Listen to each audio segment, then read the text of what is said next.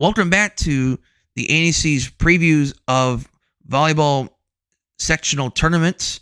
And now we shift over to Class 3A. We will start with the sectional hosted by Newcastle 3A Sectional 24. This is a smaller sectional compared to ones we might have seen in the past, and part of that is due to the alignments in 4A and 3A. So when you look at these pairings, for at least for the semifinal rounds, the first matchup will feature Connorsville versus Jay County at 11 a.m. These two receive the first round bye because it is a pretty small sectional pairings, no less. You look at the matchup, Jay County 14-12, Connorsville 17-12, pretty balanced records on paper. Jay County, a pretty competitive volleyball team this year. They actually almost won at least a share of the ACAC, but unfortunately they came up just short against Adams Central and to Heritage. So Jay County still unable to get things done with the ACAC in terms of volleyball, but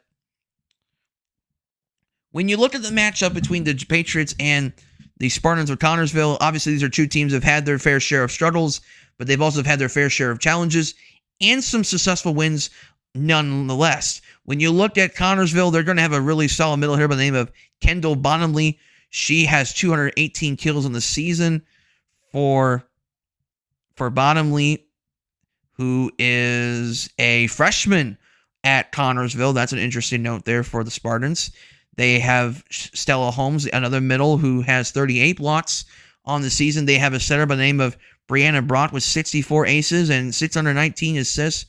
Brock is a senior at Connorsville, and they have a libero by the name of Serenity Pennington with 484 dids. Pennington, a junior, no less. She's also a guard on the basketball team at Connorsville, so that's an interesting note there for the Spartans. Speaking of basketball, Jay County does have a basketball player that also plays volleyball by the name of Hallie Schwieterman, the sophomore outside hitter and defensive specialist for the Jay County Patriots. She leads the way, a balanced offensive performance, no less, at 884 kills. She is also on the basketball team as a forward and a guard at Jay County. We are excited to talk about her basketball season for the Jay County Patriots. By the way, her sister, Renna Schwieterman, playing college basketball, at Purdue University Fort Wayne. They have another solid player in the middle by the name of Maya Kunfler. She has 65 blocks on the season. I believe she also plays on the basketball team, or if not, she's playing another sport. I think she might be running track, but no less, she's a junior at Jay County with 65 blocks. Brianna Bailey with 32 aces and 292 dids. She is going to be a player to watch on the back row for the Jay County Patriots. And you also have Paisley Fugit. I'm butchering her last name. Please apologize. I apologize if that was mispronounced. But anyway, Paisley is the setter at Jay County, the junior with 567 assists. She was recently nominated as a finalist for Performer of the Week, and a very strong performance, no less, for her. But this one honestly could go either way. I won't be surprised if Jay County finds a way to beat Connorsville, but this Connorsville team is definitely no slouch. And it's definitely going to be a tough semifinal matchup between Jay County and Connorsville. And the winner of that matchup will face the winner of the second match between Delta and Newcastle. Delta is 22-9 on the season. Delta comes in 9-10. Newcastle 22-9. But Newcastle had to survive a 5-set thriller against Hamilton Heights, a pretty solid Hamilton Heights team, no less. But Newcastle will be the favorites on paper against Delta. They have a couple nice players on this Newcastle team. You look at Lee Williams with 858 assists.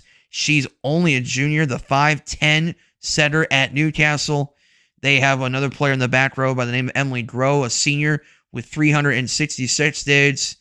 And then their offensive performer, and probably by a good country mile here, the senior 6-foot outside hitter and defense specialist, Lauren Wilson, with 452 kills. She is definitely going to be the player to keep an eye on in this state tournament if Newcastle is able to pull away with a sectional championship. And this has been a sectional historically won by either Hamilton Heights or Newcastle. Honestly, I think Newcastle is probably going to win this sectional, with all due respect to Jay County or Connorsville.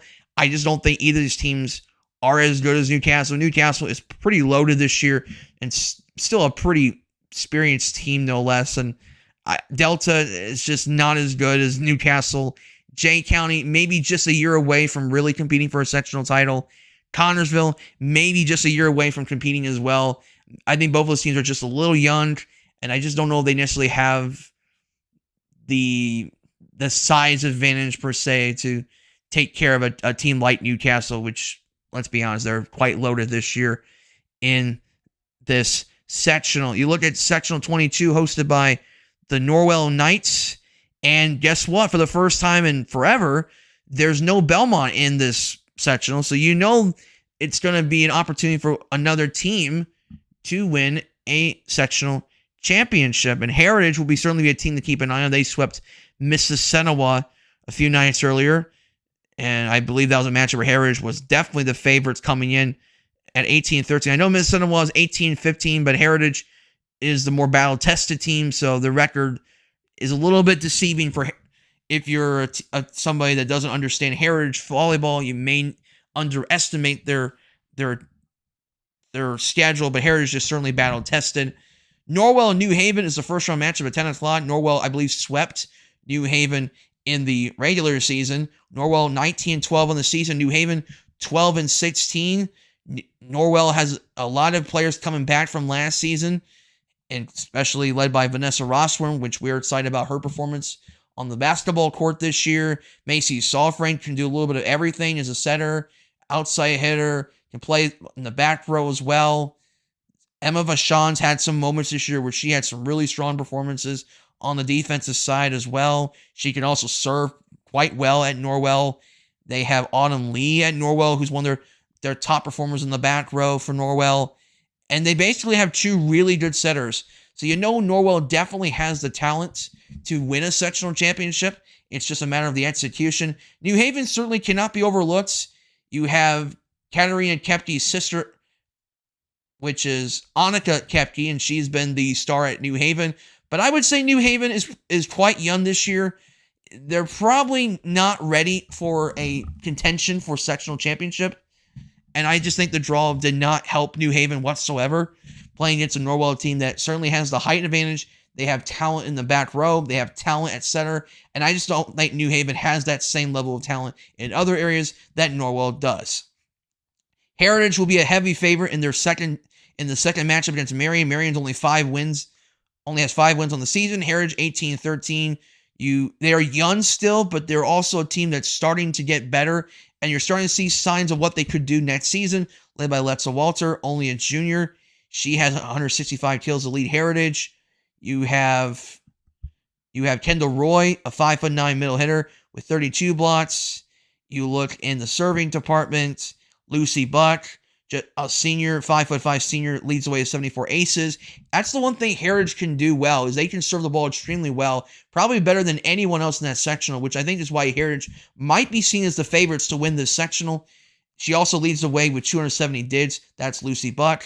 And then you've got a really strong setter at Heritage, maybe the top setter in this sectional, by the name of Maya Ehrman, just a sophomore, 5'7" sophomore setter with 495 assists. And this is a Heritage team that swept Marion back on August 31st. So you know that Heritage certainly is going to be the favorites. I would not be surprised whatsoever we see a Heritage Norwell sectional final, to which I'm very certain Heritage swept Norwell in the regular season. But remember, Norwell did defeat Heritage just last season in 5 sets. So you can't necessarily rule out a possibility of Norwell making this a matchup, or a ball game, I should say. And Norwell does return a lot from that team a year ago. So it's not out of the possibility of Norwell winning this section. Norwell hasn't won a volleyball section in over 20 years. So you know they're starving for a sectional championship. If you look at the regular season, Heritage dominated Norwell in the regular season, but I would say Norwell is certainly a better team now than they were earlier this year. I don't believe Macy Solfrank even played in that matchup. So having Macy Solfrank on that team is going to make things much more difficult for Heritage on paper, but in the end, I like Heritage and Norwell to play for a sectional title. I still like Heritage to win this sectional nonetheless.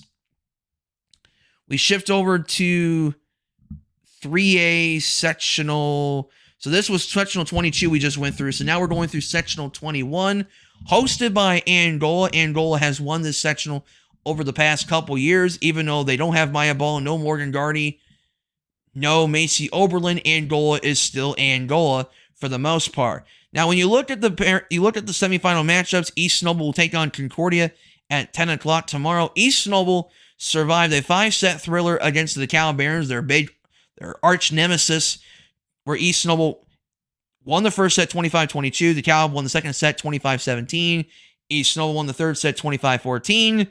Cal won the fourth set 25-21. East Noble won the fifth set 15-11 in a absolute classic. You look at East Noble, Ava Larson led the way with 12 kills. Overall, when you look at this East Noble team offensively, pretty balanced offense as a whole, whether it's Ava Larson, whether it's Addison Deming, whether it's Matt Colvord, whether it's Taylor Eggering, or even Isabel Leffers. They don't really have one player that's like, that's the player they go to on the offensive side of the ball.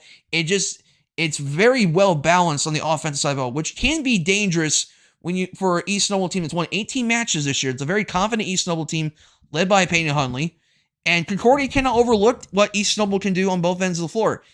They also, East Noble I'm talking about, East Noble recorded 14 aces against DeKalb, 4 of which came from Alexandra Carpenter and Nadia Leach. Both had 4 aces to lead East Noble serving. Leach also had 4 blocks against DeKalb, Eggering with 2. And then you look in the back row. When we talked about East Noble, Kylie Wallace is the player to watch every time just because she averages around 7 dids per match. Or per set, I should say. 7 dids per set. And that's because Kylie Wallace is just such a resilient, athletic libero for the East Noble Knights. She had 23 dids against DeKalb. Larson with 10 against the Barons. And then you look in the setters department, they really rely on 2 setters. Carpenter with 19 assists. And then you have Alyssa Desper with 11. But East Noble will have their hands full against Concordia Lutheran, a program with a shared history of success. I believe they've won a couple state championships over the course of their history. So you know Concordia has the success. They also almost beat Bishop Dwayner in the regular season. So you know Concordia is definitely going to be a team to watch. They also almost beat Angola in the regular season. They gave Belmont some trouble. Warsaw some trouble. They challenged Homestead in the regular season. They swept Heritage. They beat Leo. So you know that Concordia is certainly going to be a challenge for the East Noble Knights. Sienna Lapsley is going to be the player to keep an eye on for the Concordia Cadets. She has 240 kills.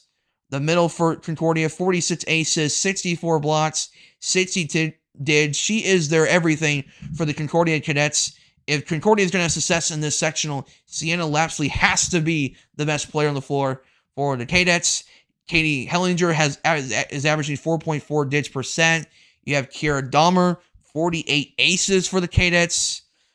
The junior setter for the Concordia Cadets, 136 dids, 703 assists coming from Kiera Dahmer. Dahmer already with over 2,400 assists in her career, averaging 9.7 assists per set. She's only a junior. Did I mention that earlier? Okay. So you know East Noble is going to be tested. And that's probably the reason why this is an intriguing matchup. It's definitely not a matchup that we can just give the match to Concordia just because East Noble is very resilient. They definitely have the confidence to beat anybody. And Kylie Walls makes all the difference in the world because of the fact she's averaging 7 dids per set. And she can serve. We sometimes forget that about Kylie Walls for East Noble. But I think the other matchup, I think a lot of people are curious about what happens with Angola Bishop Dwayner. And that matchup will take place at 12 o'clock. Angola defeated Leo in the first round in 3 sets, 26-24, 25-23, and 25-18. Remember, this is a 24-win Leo team, so this is a very good Leo team that they just beat. Angola comes in at 27-4. Maya Harris has been a player that's been averaging, 6 or 7 kills per set at least. Maya Harris had 17 kills against Leo. Lexi Stillman, who quietly has had a nice senior year for Angola. She had 10 kills against Leo. Serving is what makes Angola really good, and that still continues, even though it wasn't their typical Angola performance. I think they only had 6 aces against Leo. But Angola is one of those teams that they can get 14, 15 service aces just because of how talented some of these Angola players are serving the ball. Whether it's Anna McClure, Lexi Stillman, Maya Harris is a player that can get 10 aces in a single match.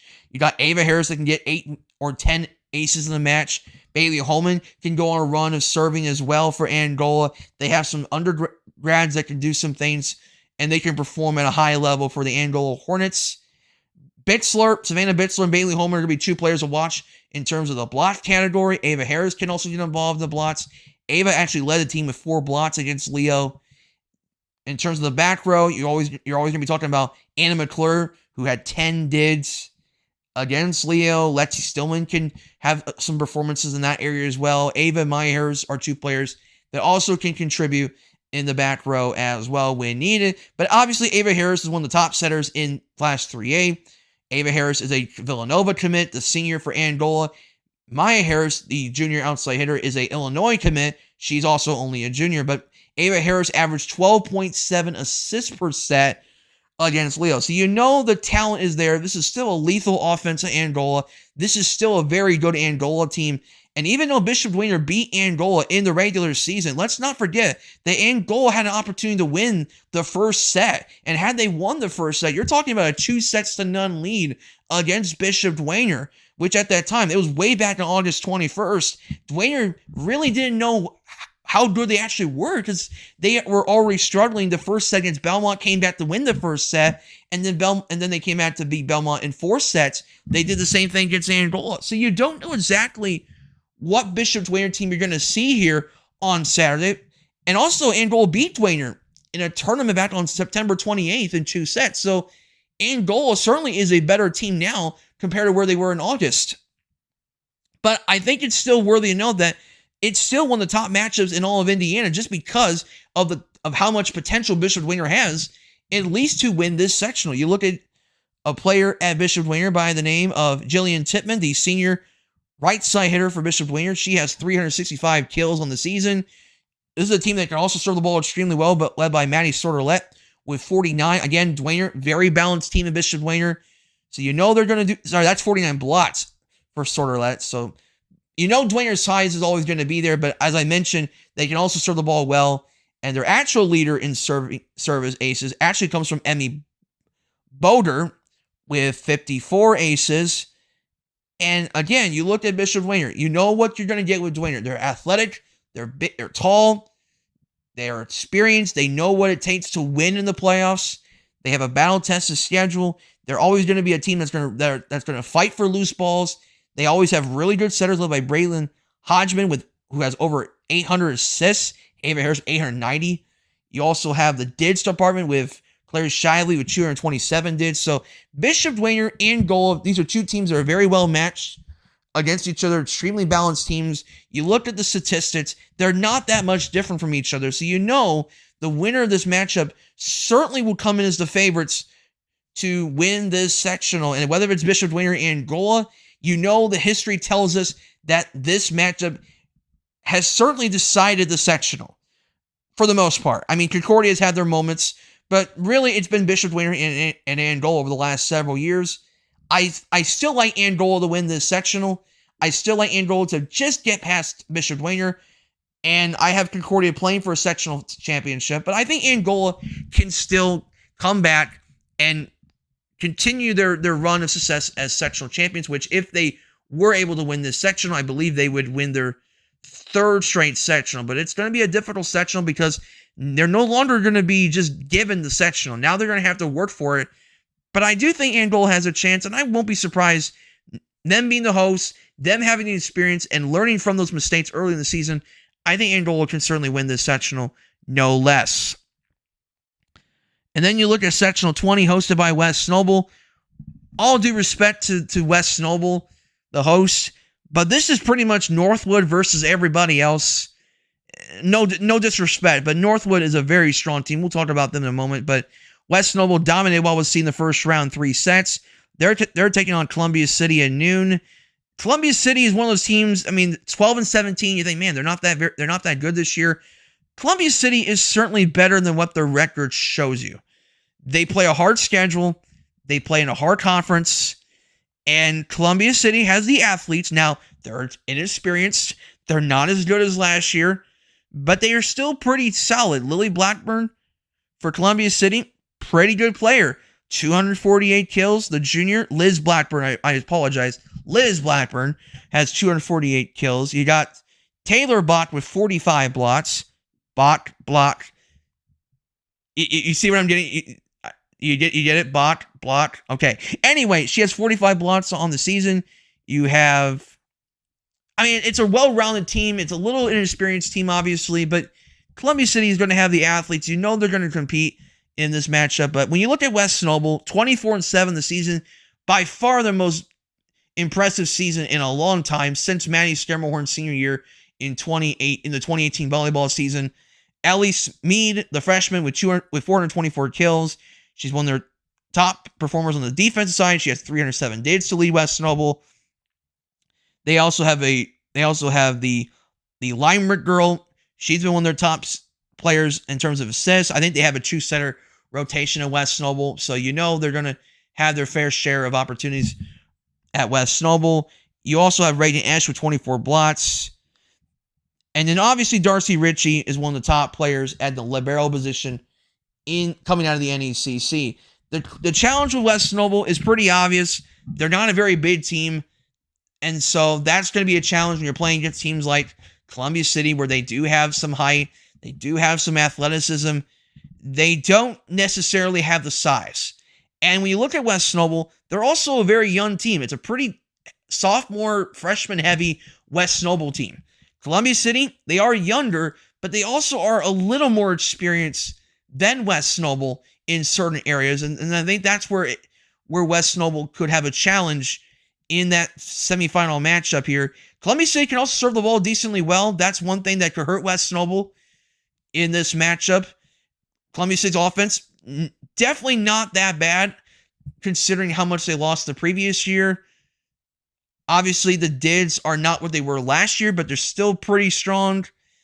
But obviously, if Columbia City is going to beat West Snowball, the key thing is, can they stop Elise Mead? And if they don't stop Mead, they're not going to beat West Snowball. I think that's pretty obvious. But I think it's going to be an intriguing matchup. I could see this go 4 or 5 sets.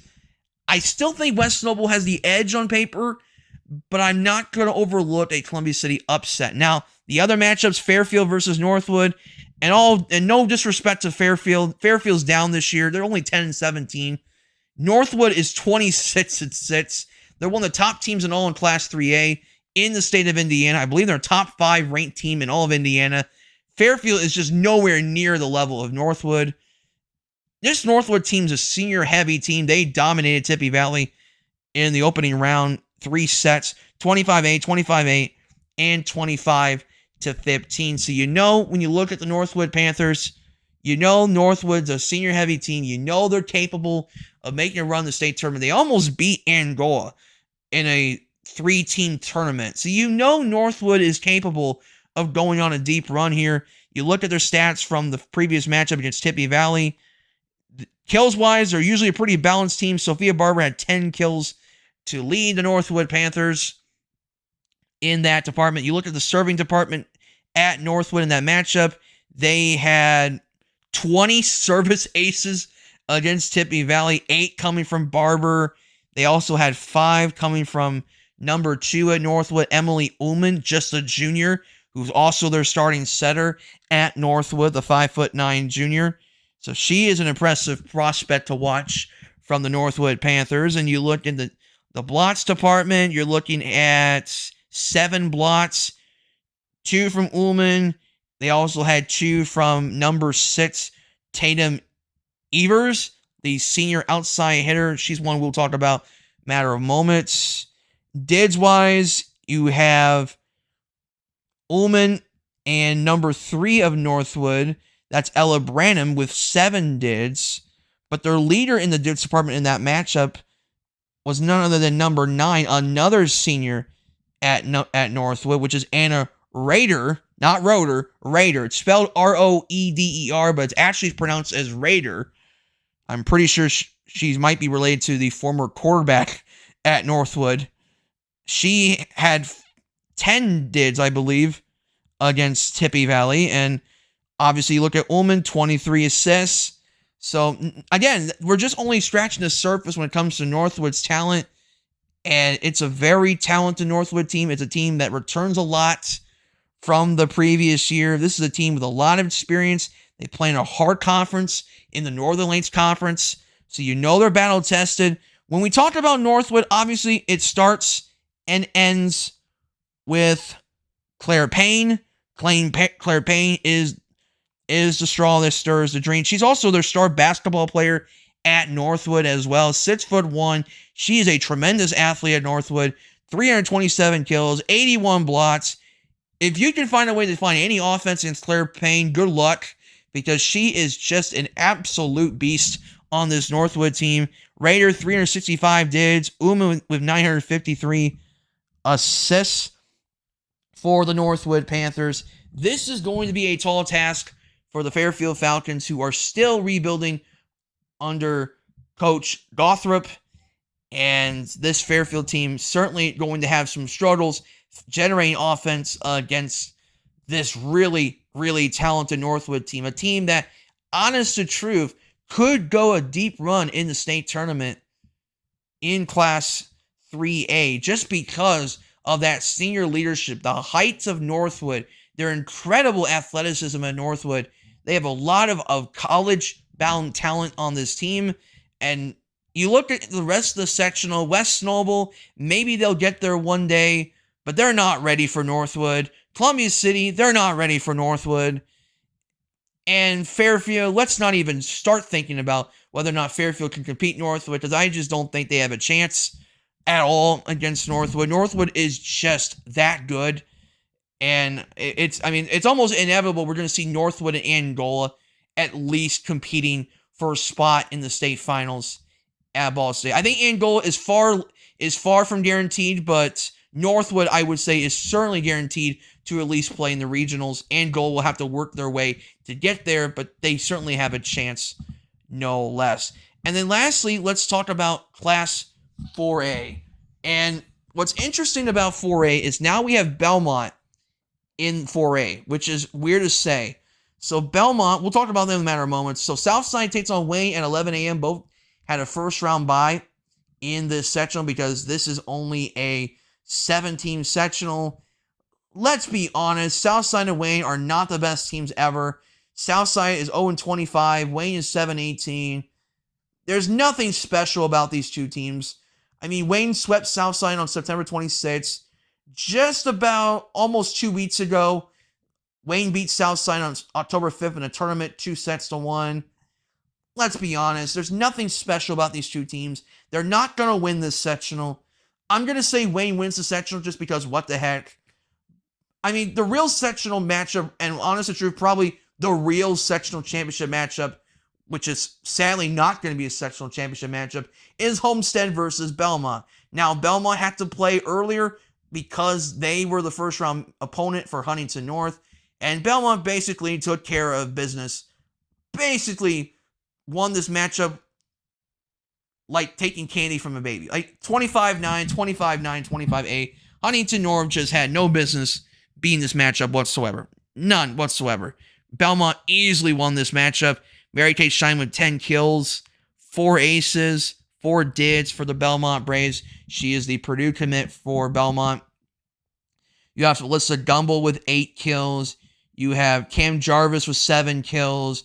You have one of the newer additions on the Belmont team this year, Bria Shove, just a sophomore. She had 7 kills against Huntington North. Good to see her get some experience in the state tournament for the Belmont Braves. Gumbel with 2 blocks. By the way, Gumbel is a Purdue Fort Wayne commit for volleyball. She's going to have one more year of high school ball left. Jarvis, a senior, is a Earlham basketball commit. Earlham is down in the Richmond area for college basketball. And you have Katie Mills leading the way with 10 dids. She is their starting libero for the Belmont Braves, a team that's been to the state finals over the past 3 years. And due to their success in the state tournament, they moved up to Class 4A as a result. It's going to be an interesting matchup, no less, because with Belmont and Homestead, they played each other in regular season, and this was a very close regular season contest. I believe it went to 4 sets. And honest to truth, it could have easily went the other way in favor of Homestead. That's how good Homestead is. They're 25-7. Homestead actually beat the Angola Hornets in the regular season in 5 sets. Now, they had to come back from being down 0-2 to beat Angola, but Homestead is very good. Homestead has a Purdue commit on this team by the name of Addie Tyndall, and Tyndall sits to outside hitter. She is the Purdue commit. They have some players that also are committed to playing at the Nets level. I believe they have, I'm trying to remember, Savvy Walker, I believe, is going to be a college volleyball player at the Nets level. She's a junior. They have another player by the name of Reagan Lyons, a sophomore. She's going to certainly get some offers at the Nets level because she is also another talented young lady as well. They have another Tyndall girl that's just as athletic in Ava Tyndall, a senior middle on this Homestead team. Their back row is incredibly talented as well. Number 2 for Homestead, Madeline Sippy. I'm hoping I'm saying her name right, but she is the senior libero at Homestead, and she just recently announced her verbal commitment to play college volleyball. By the way, she had 42 dids in the loss to the Belmont Braves. I'm trying to remember where exactly she's going to be playing college volleyball. I really don't want to mess this one up because she's probably one of the top liberos in all of Indiana in Class 4A. So you know the talent is certainly there. Let me see if I can find out real quick. She is committed to Eastern Michigan. So yeah, that's a match school for Sippy. So you know the talent is there for Homestead. And yeah, Belmont's going to be tested for sure against this Homestead team. In fact, Homestead actually won the first set in the regular season matchup against Belmont back on September 10th. And then Belmont came back to win 25-20, 25-21, and 25-16. When it comes to this matchup, it's all going to come down to, can Mary Kate Scheinman do Mary Kate Scheinman things? Can she dominate on the floor? Because if Mary Kate Scheinman can do what she does best, it's going to be really hard for Homestead to win this match. The other thing to consider is going to be the matchup up front. Because of how good Addie Tyndall is for the Homestead Spartans, obviously defense is going to matter a lot for the Belmont Braves. Can they contain Tyndall? Can they find some offense? Can they get some offense from other players? And can they find a way to finish? Because Homestead's got a really good defense. They got a really good libero. Belmont is a little inexperienced in certain areas, especially on the defensive side. They also have some inexperience in setter. And so that is going to play a factor when you're talking about this matchup between Homestead and Belmont. Honest to truth, it could honestly go either way.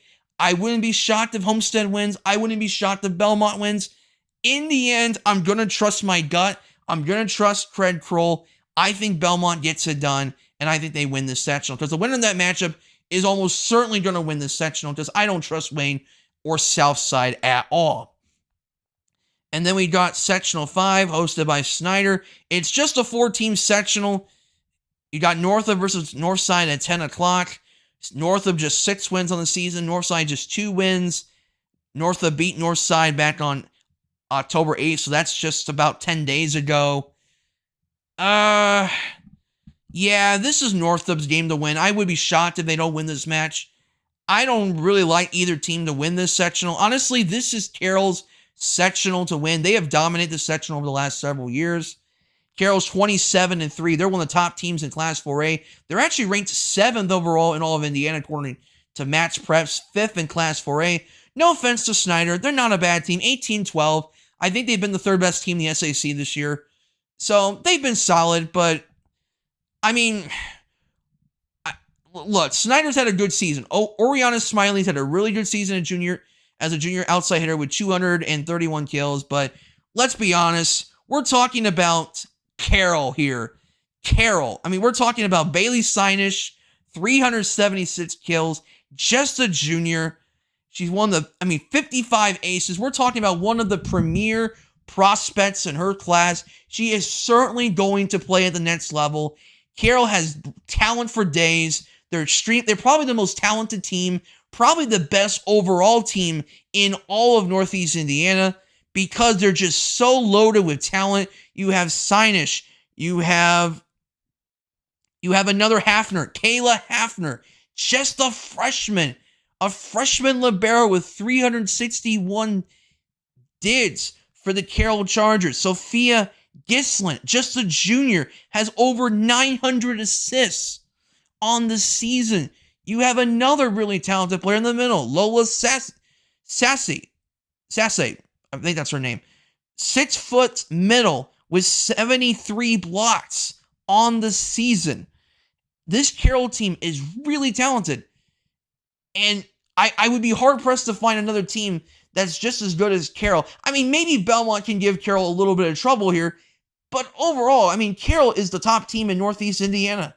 Sinesh, you got Chloe Hirschberg. I believe she's their lone senior at Carroll. That's how good they are. They have so many good young players at Carroll. And Hirschberger is the only senior on this Carroll team. They can serve. They're tall. They're athletic. They're young. They're promising. And so I have a hard time finding another team in Northeast Indiana that's just as good as Carroll. And that's why Carroll is that talented, and that's why they're ranked so high in Class 4A. Carroll is expected to win this sectional. I will be shocked if they don't win this sectional. That's how good they are. And then lastly, let's talk about 4A Sectional 4, hosted by Goshen. First round will feature Goshen versus Concord tomorrow at 11 o'clock. Concord 15-12, Goshen 13-11. It's kind of a coin toss matchup. Concord defeated Goshen back on September 26th in a 5-set thriller. You look at Concord in that matchup, you have number 13, Elvira Astakov. I hope I'm not butchering that last name. She had 13 kills against Goshen and a service ace, 3 blots. She was a big part of that win for the Concord Minutemen. You also had number 6, Julie Reinert, with 26 dids against Goshen, that regular season matchup. And then you have number 9, their starting setter at Concord, Claire Capanello. She had 42 assists against the Goshen Redhawks.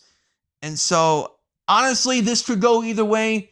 Really don't like either team against either Warsaw or Northridge, which is the second matchup at 1 o'clock. A big rivalry matchup in the Northern Lakes Conference. Northridge coming in at 19-11.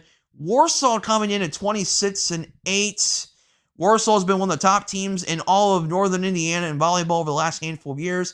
Warsaw also won the Northern Lakes Conference with a perfect record in the NLC.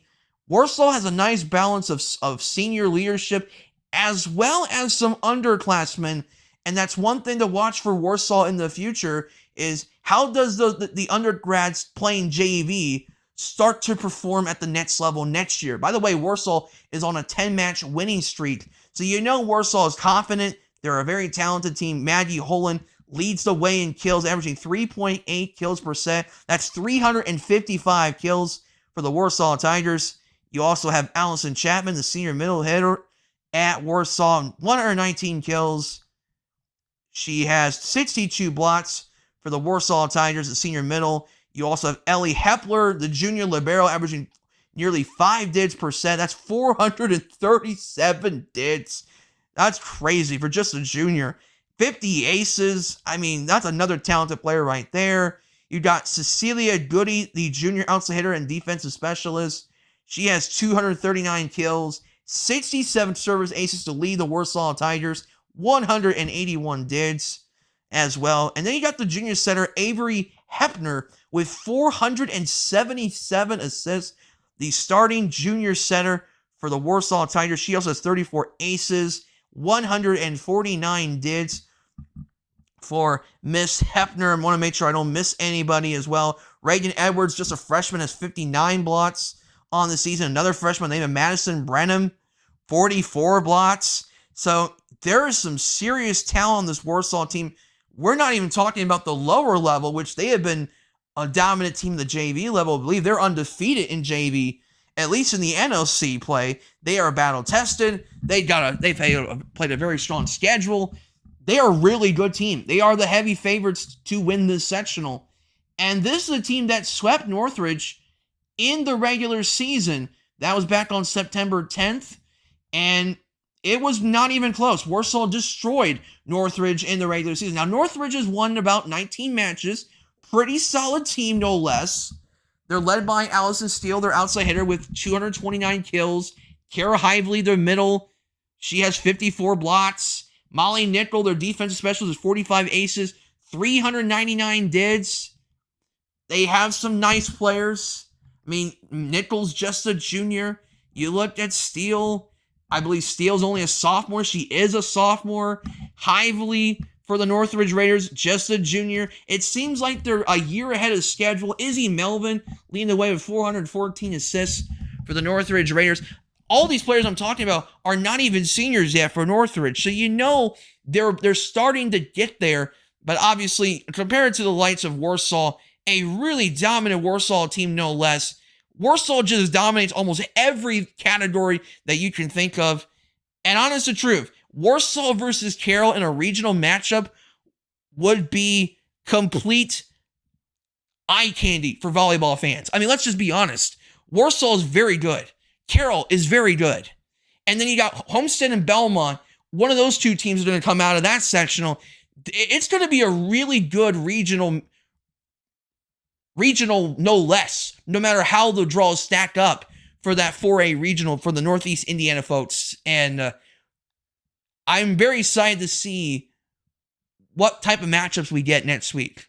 Because I do think we're going to get a really good matchup representing Northeast Indiana. And one of these three teams I'm mentioning, actually four teams, Warsaw, Carroll, Homestead, Belmont, one of these four teams is going to have a chance to play for a chance to play in the state finals in Muncie. That's how talented these teams are. So I'm excited. I'm excited to see what happens. And so that's going to wrap things up in the volleyball sectional preview show. For my name is Sam Fritt. Have a great rest of your day.